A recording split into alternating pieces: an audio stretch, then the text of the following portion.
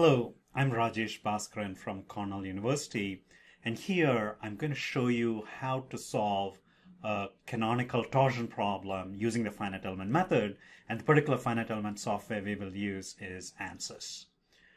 And in solid mechanics, one wants to know if I'm given a part and I bend it, what happens? If I twist it, what happens? These are some of the fundamental questions that one wants to answer. And in this case, we're going to look at what happens when you twist a shaft.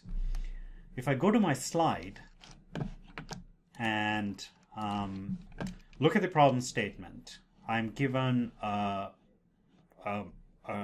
shaft with a hollow circular cross section.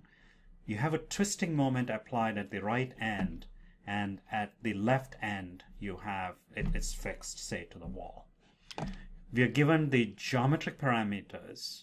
We are given the forces at the end from which we can calculate the twisting moment, and we are also given the shear modulus as the material property.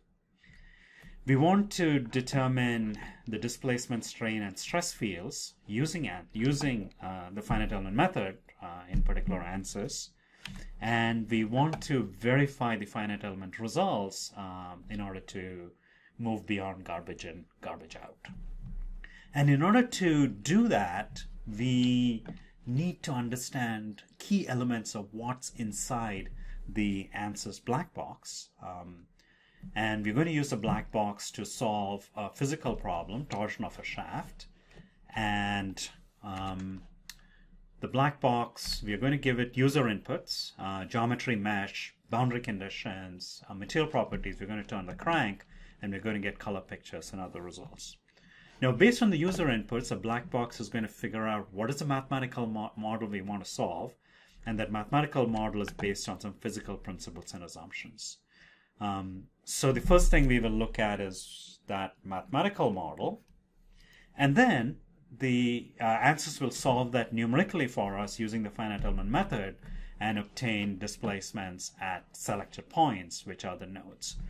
And in the process, it's going to introduce numerical errors, and we need to know what those numerical errors are and how we can minimize those. So that's the second thing we will look at, how the numerical solution proceeds and what are the errors introduced.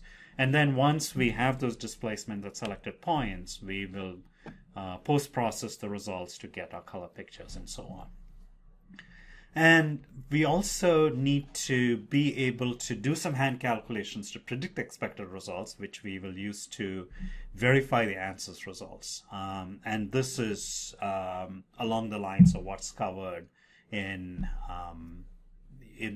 most textbooks in solid mechanics, such as Barishi and Schmidt. So we'll go over an overview of how the hand calculations are done, and we'll contrast it to the ANSYS approach.